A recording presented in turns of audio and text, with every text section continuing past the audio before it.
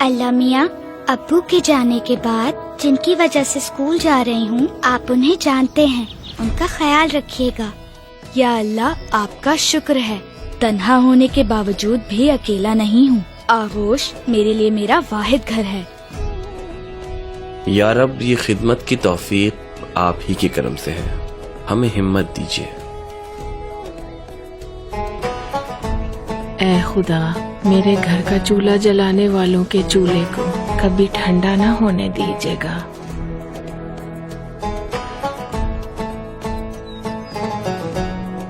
اے میرے مولا، میرے لیے رزق کا راستہ کھولنے والوں کے راستے میں کبھی کوئی رکاوٹ نہ آئے۔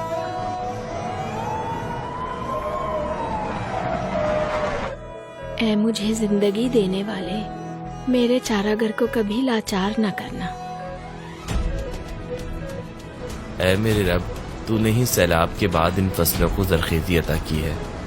جو لوگ ان فصلوں کی سیرابی میں مددگار بنے، تو ان کا مددگار بن جا یا رب۔ مشکل وقت میں جو لوگ ہمارا سہارا بنے، پروردگار تو ان کا سائبان بن جا۔